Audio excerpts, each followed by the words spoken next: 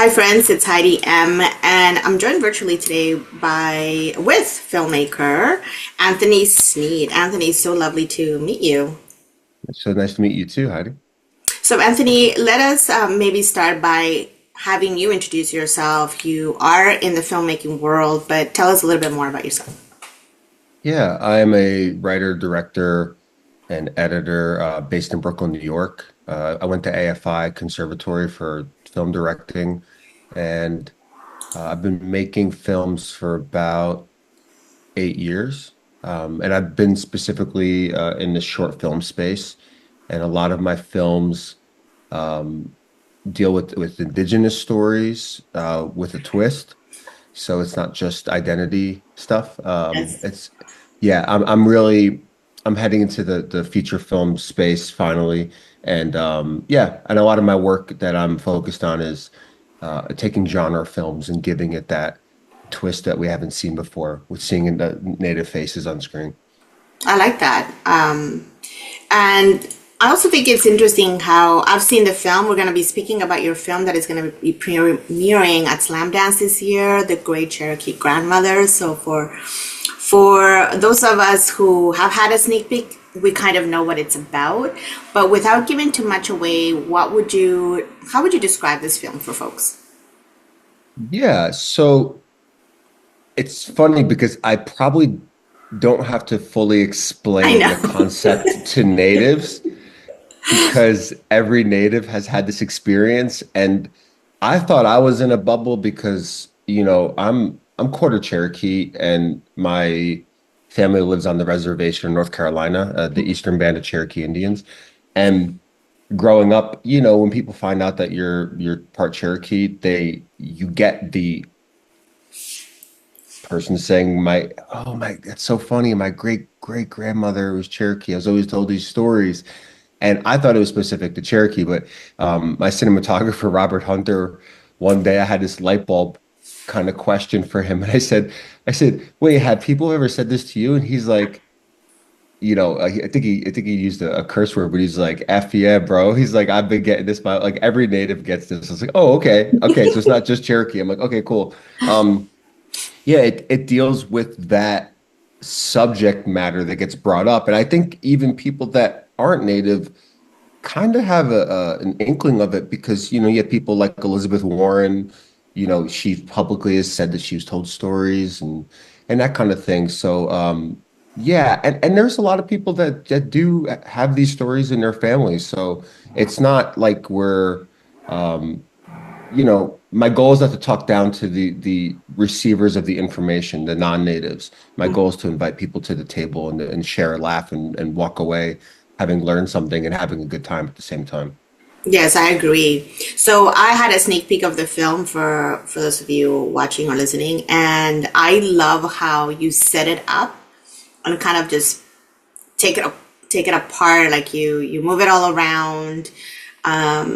So visually, I was really captivated. Of course, the comedy part of it just kind of made it like to me kind of made it even better because there's a lot of humor in it Yeah. as well. So you already mentioned your director of photography, Robert Hunter. So maybe let's talk a little bit about the visuals, and did you have the idea of how you wanted the film to look before when you were writing? What was that like? Mm. Yeah, great question. Well, yeah, it's kind of a two-part thing because I knew when I wrote the script that I wrote into the script what I'll put it this way for an audience member who has not seen it, and it's not Mhm. giving away anything, Right. but when the Cherokee grandmother gets first brought up, I wrote in the script, he starts to have it's like it, I wrote it as a bad acid trip in Indian country. So that's what I wrote on the paper, and then I had to figure out what that was going to look like. Hmm. So there was a lot of experimentation I did in because I did my own VFX as well. So Right. I'm Okay. fortunate enough to be able to experiment in that area, whereas I'm not wasting money experimenting with someone else's time. Hmm. So that was a lot of trial and error, and this actually ended up taking a very long time to do. The post-production for the work that I did was a lot, in addition to the editing. But with Robert. Robert actually came in because we had the location, but Robert came in and he said, "Hey, I think I want to shoot this whole thing with like like a I think it was like a 15 millimeter, 14 millimeter, Mm-hmm. like a Zeiss Master Prime, and shooting an entire movie on one focal length is it's not too common. It's not something that it's not like no one's ever done it. I there's a lot of films that have done that, but it's a beautiful thing, but it also like proves a lot of problems arise from that Sure. because we're shooting so wide that Yes. when you start getting close to the actors, you start getting like the matte box shadow and stuff on it. Mm. There's little things like that, but I actually forgot that we even used only one lens, to be honest, Okay. until like way after we were finished. I was like, oh yeah, we used one lens. You don't when you watch it, you don't feel like that. You don't feel like Mhm. it's like yeah. So that was a really big suggestion that Robert had, and I'm really happy that he brought that because I think it gives a feel, because when you start getting into like distorted views and Yeah. wide angles, you start getting into like more a trippy headspace, which I think is it lends itself to this film. Yeah, and I think that's why I wanted to ask you because it does give you that feeling. And I say that as a person of color who has been on dates and people ask the questions of, but really where are you from? Right? Which Yeah, is also tackled in this. So a lot of us who maybe are not fully indigenous can still understand what it's like to be put in that position of having to define ourselves for the other person who just happens to be a white person in this case. yeah, So what was it? What was that communication between you and the actors? You have John Henry Goin and Phoebe Tyers, is it, yeah, as the leads? yeah. So how did you cast them, and what was that again? What was that discussion with them?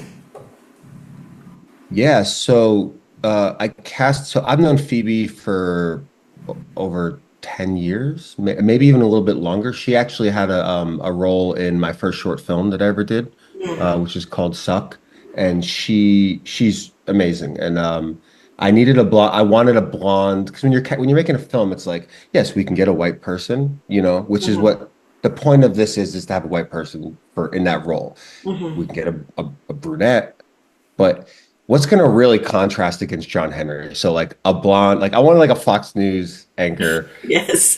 You know what I mean? Like I wanted like that kind of look because it's just a nice hard contrast. It makes it really easy to get on the same page. And yeah, I casted her and I told her, I'm like, you know, you're playing a role that people are going to hate. They're gonna hate you. They're gonna find you annoying. They're gonna find you. And she understood that there was a purpose to that role, and so she was so game. And I gotta say, nothing made me happier than both her and Tomas, the waiter, or Tom rather, Tom Delgado.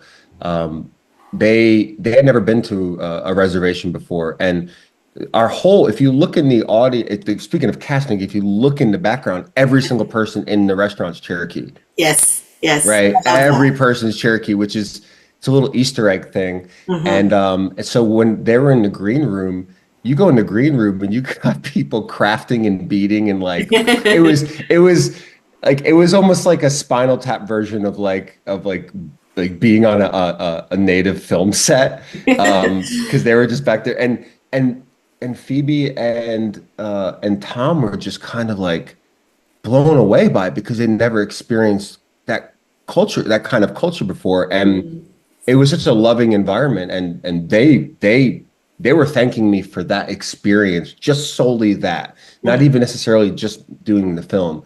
Right. So yeah, and I remember like Phoebe really being touched and by what she experienced, and same thing with Tom, and they mentioned it many times. That's why I feel comfortable saying it. Sure. um so we have that, and then this film, the idea came about. I got asked to be part of a creatives committee for the Museum of the Cherokee People, Okay. and they're coming up with ideas for a new museum. Everything from the building to exhibits, et cetera, et cetera. And at some point, I think it was like day two, one of the girls who's a host. She greets the people that come up at the museum as it is now. And she just one day she just said, I am just tired of having to every single person coming to me saying that they got a Cherokee grandmother and like I have to validate them. And when she said that, every single person in the room had a visceral, like just unchecked reaction. And I just sat, I mean, I laughed, but I also recognized that. And everybody's reaction had different colors to it. It was all a little different. Sure. And I think that that's what identified, as an artist, you look for things like that. Like there's a charge to that topic, put it that way. And no one's ever made a film about it, ever. At least that I've heard of. I'm sure someone's done something close to it, but no one's ever tackled the issue because I believe the issue is not easy to tackle. Right. Because people come at it from different angles. They come at it from sincere, I want to find out who I am. Exactly. They would be proud to find out that they have Native in their lineage. And then you also have people that want validation or, want to check a box. And it's a mix, And anyways, in that committee, John Henry was a part of that because he's a incredible artist, a painter, tattoo artist. Like I was actually a fan of him from afar. I didn't know him. Okay. I followed him on Instagram. I don't think he knew that. And he's a couple months older than me. And yeah, I'm like, damn, John's so cool. I'm like, man. And one of the few people where like I was second guessing myself when I was having a conversation with somebody, which is very rare for me. It's very rare. Anyways, I was looking at him from across the room being like, this guy's got a great face. And that's where I'm at in my filmmaking journey of like the last year or two. It's been like, what is the audience experiencing? What is the audience, what's their experience? And also, that face, that's what I've been thinking about because they say 90% of making a film is casting. And you don't, before you understand it, just like anything, you can understand it conceptually, but until it really makes sense, then you get it. And I get it. I really do. I do get it. It's the reason why we will go and see a movie that Tom Cruise is in. Sure. Not because of his face necessarily, because we got past that point when he was like really good looking when he was younger. But now it's like, oh, it's like a friend. It's like a weird friend that we've actually never met. But there's a trust in that. And it's part of the reason why people go to see superhero movies with whatever actor's playing it, because you trust in that character that's built, or you want to see that interpretation. So anyways, I casted John because he had a great energy. He's never acted before.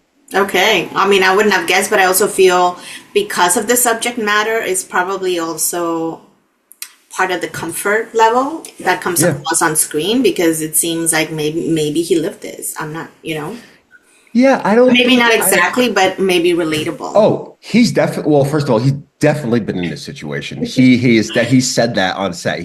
It's not even a question. I wouldn't have to ask him if he had been in that situation. You just know. Right. Especially someone that looks Cherokee. Whereas I don't look Cherokee unless you see me next to my grandfather and my mom. Then it's like, oh, okay, I see the gradient. Cool. Okay, this makes sense. Right. Yeah, the only thing I have that's obviously the Cherokee, at least to my family, is I have the Sneed head, which is this big, massive head that all the men have, and then our cheeks. That's the thing we got. Cheeks, love it. Yeah, but I casted John, and I proposed to him at a Cherokee high school football game, and he was just like, oh yeah. He was like busy, and he was like, oh yeah. He's like, yeah, email me or whatever. I was like, okay, cool. And I didn't think he was going to do it. And he actually said, he's like, I don't want to mess up your film with I don't know how to act. He's like, and I said, listen, you'll be fine. Like, I've had that experience. I've worked in my previous narrative short was called Stripper. And I worked with like 4 boys that were Cherokee and they'd never acted before. And they were 12 to like 11 to like 13 years old.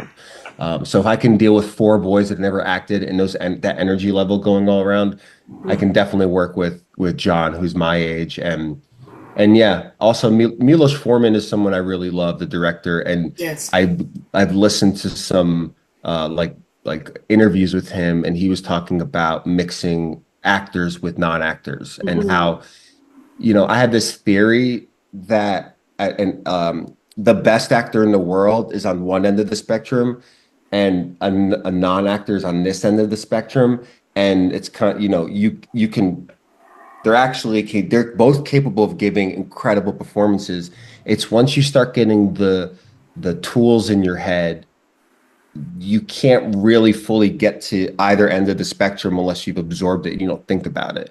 So Mhm. the non-actor doesn't have anything to think about because they don't have anything like, oh, I'm supposed to be doing it this way. Exactly. Yeah, so I knew that I had that with John, and the one thing I do is I don't give them a script. So I Okay. don't I don't give John a script. I didn't give John well, John had the script, but I said don't memorize anything. You can read it just to make sure you know what's going on, but don't memorize anything, please, please, because then I'll spend an hour undirecting, Oh, I every see what you're morning. saying. So you want it to be a little bit more spontaneous. Yeah, yeah, yeah. He knew what the lines were, and Hmm. the goal of anything is to get the actor to feel like they're saying it for the first time. Right. I started And as that an we believe actor. that too, as audiences, right? Yeah, exactly. And I started as an actor, and my mentor, his name's Frank Henenlotter. He's like a cult horror comedy director. He he's like we would be on set, and I would be trying to go for like 9 takes, and he'd always use the first take, and he would push against me at times, and sometimes he'd let me have it. And I didn't understand that concept as well of the first take. I didn't understand it.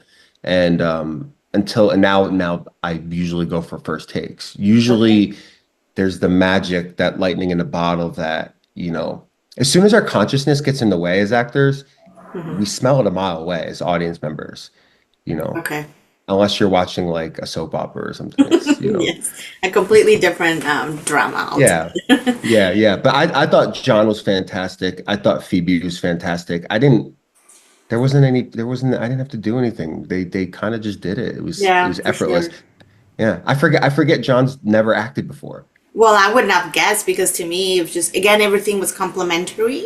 Yeah, So to the performances, so it just kind of became this, I was just in the story and in the moment yeah. with them. You have someone very famous in your film that gives us a really interesting, like I mean, I love Wes Study for Stevie, yeah. he's an iconic actor. So let's talk about in inserting, because you also have visuals of representation in film in terms of native Mm, representation and or the lack thereof and the yeah, stereotypes that people should be aware of, right? yeah, So tell me a little bit about including Wes. yeah. Wes was somebody that I wanted from the beginning. I wrote him into the script. And I also workshopped this script. I was teaching a class for Cherokee filmmakers at the museum, Mm. like 3 summers ago, I believe. And I brought this in, and I just one of the things I told them, I said, aim as high as you can, within reason. I mean, I wouldn't write Tom Cruise in there because that's just not possible. Sure. But I said, Wes's role is he's basically, without giving too much away, he basically plays the Rod Serling character of Twilight Zone, Yes, yes. and he just pops up, and it's Rod Serling meets like a pharmaceutical infomercial, and so it's a little bit of both. And I wanted to teach the kids that you can set your sights high, and if you fail, great, it's fine, but like, let's go for it. And I had to really, really, it wasn't easy to get him because I'm nobody, Sure. I don't have, like now I could say, hey, Wes, I'm shooting a feature and I have this role written for you. Take a look. And you'd be like, okay, cool, right? It's different now, but I was nobody, to him at least. And so I had to really hunt him down and figure out how to make this work for, we had no budget really. And yeah, and it was great. We shot his stuff a month later in Oklahoma, which was really cool. That was a really cool experience. But Mhm. you also had another part of that question. I'm sorry, I kind of dropped it. Oh no, I was just saying, like I liked how I was saying I like the fact that you also remind us of the stereotypes that we've seen of Native representation in films. Yeah. And again, it kind of ties in with your Twilight Zone reference, right? Because it's like it's true. Like those of us who actually, I grew up watching a lot of old films because that's what was accessible to me growing up with my family. And it's true. It creates this idea that maybe that's what natives look like in North America. I come from the Hmm. South, right?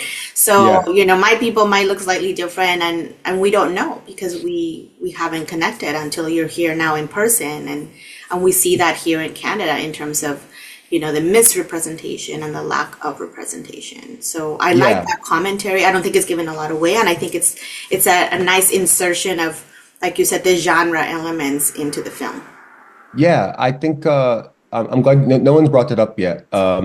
It's something that I went back and forth with putting in because I initially wanted to put Elizabeth Warren Ah, popping up in there. But I didn't really want to like shame I didn't really want to shame her and because she's modern. So I really went back like and brought in like Judy Garland from Annie Get Your Gun. yeah. She was in the original version and then she got fired. So I had like the bonus outtakes of that. Right. And it's kind of out of nowhere, but I like it. It does it for me. And then we have Zach Morris in a headdress at some point, and then we have I believe his name is Scar from The Searchers. I believe that's what his name is. But I think he's German, if I'm not mistaken, that actor. I've looked that up too, and it's escaping me because I didn't get to write it down for today's notes. But I do know of what you're talking about in terms of that Yeah. character that's become an iconic image, right? Yeah. But And we also have Iron Eyes Cody from the famous 70s yes, commercials of like, protect the environment, that kind of thing. right. He's Italian. In fact, he came to the res back in the day before I was born, and it was for some event.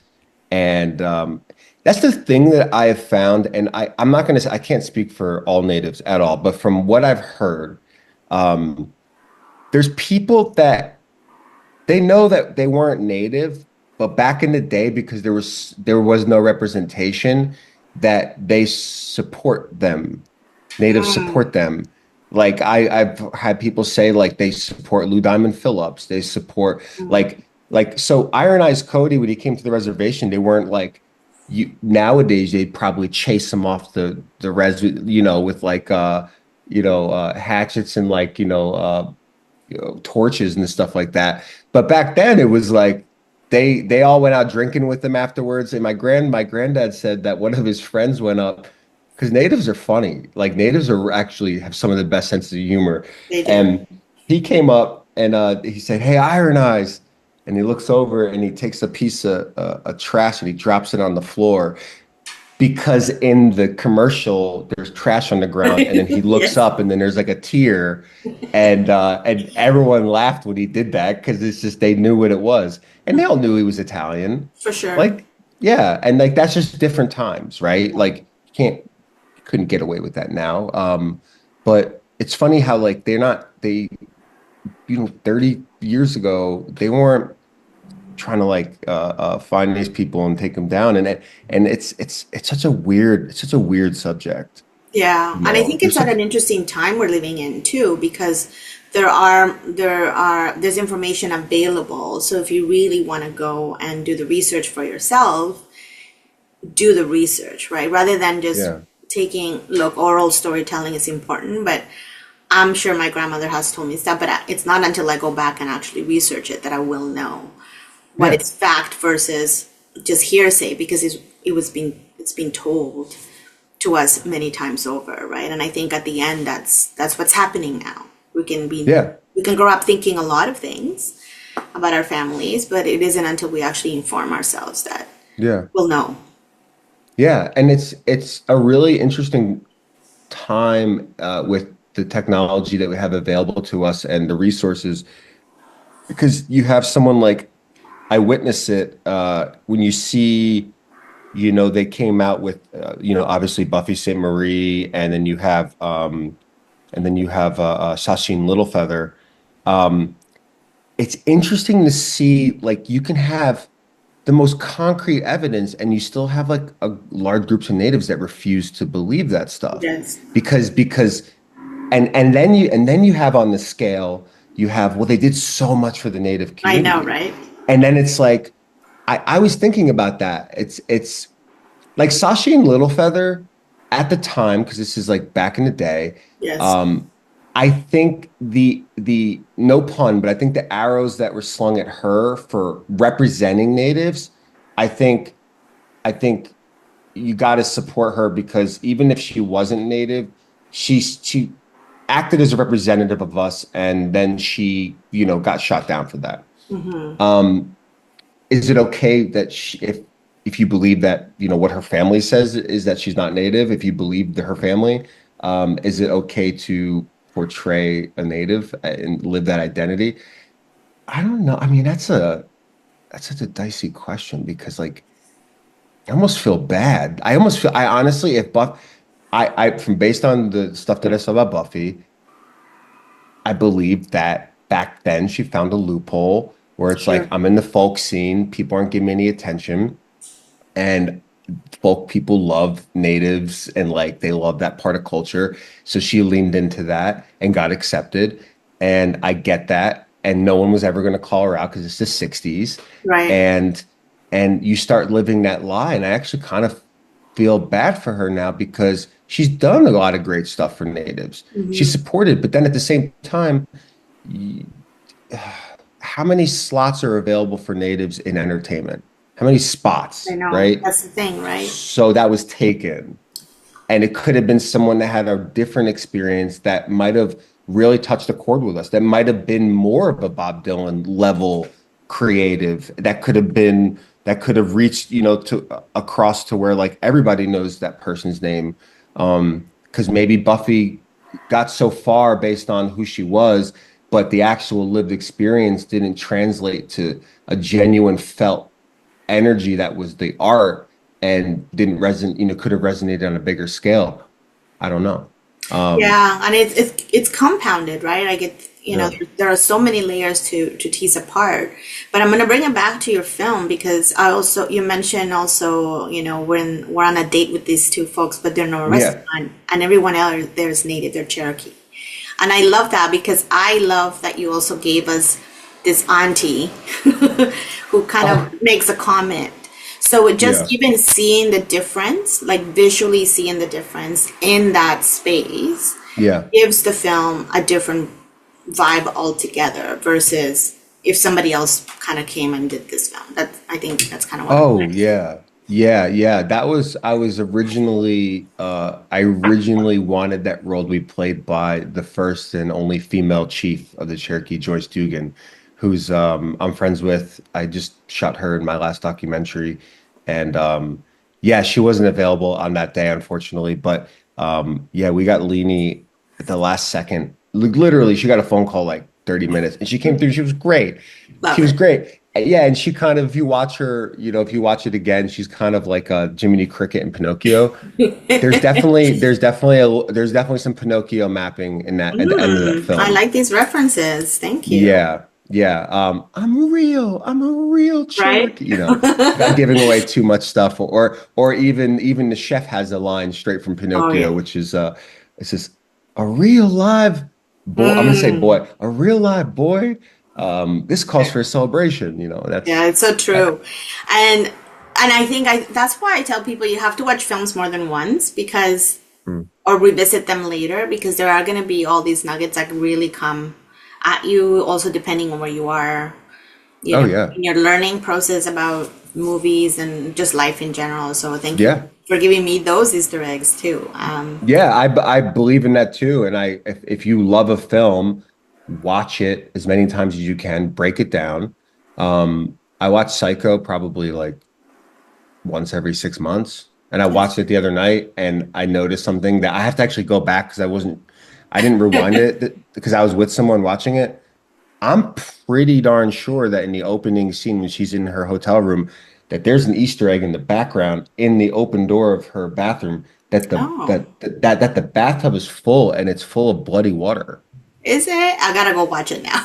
When I say in her hotel room, I mean Yeah. in the opening scene Yeah. before she even does any takes the money Right. or Like the anything. key few seconds. Okay. Yeah, yeah. So like I mean, there's so many Easter eggs in that film that when people say they've seen it, I'm like, you probably saw it as a teenager as a horror film, but there's so many layers to There are it. a lot of And layers. like great art, less is more. It's actually very simplistic, the film. Mhm. It's very simplistic in story and well, it is a little complicated at times, but they make it digestible, so it's super easy to follow. Yeah. Mhm. Yeah. Oh, and one thing I want to say too about Yes. just circling back to the Buffy and Sashi Little Feather thing. I think personally, I'm the last person to be like, you're canceled, all this. I'm not that kind of person. I think that you should just do your research. I think Hmm. you should, if you want to find out, form your own opinion. That's Don't right. listen to someone like me that you don't know. Don't listen to, commenters on the internet. Do the research because we have those tools. So let's not be lazy. It's easy to do it. Hmm. So I just 100%. wanted to say that. Yeah, no, I agree. I'm all about being online and researching, so why not? Yeah. That's even part of my day job. Anthony, thank you so much for speaking with me. Your film is at Slam Dance. For people who want to know more about your work, is there a website? How can we find you? Social My media website, yeah, my website is AnthonySneed.film. dot film. And I'm also on Instagram at AnthonySneed.film. Okay, excellent. I'll be sure to tag when I post these online. Yeah, my phone number is 800 now. But I love it. Love the humor. yeah, cool. Yeah. Thank you, Anthony. Well, thank you so much, Heidi.